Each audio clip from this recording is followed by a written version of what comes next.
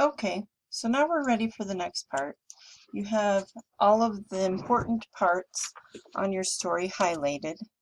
Hopefully you've read through it, just the highlighted parts, and it makes sense. So I'm going to read mine.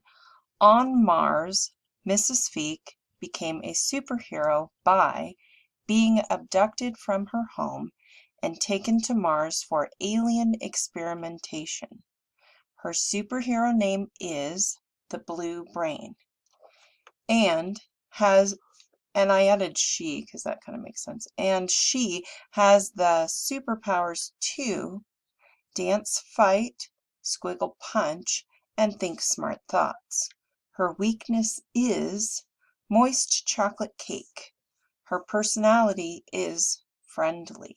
Her goal is to save the world. But Stella the baker tries to stop her with her chocolate cake concoctions. In the end, the Blue Brain uses her squiggle punch and smart thoughts to defeat Stella the baker. So read through your story, see if it makes sense, make adjustments if you need to, and correct any spelling that might need correcting as well.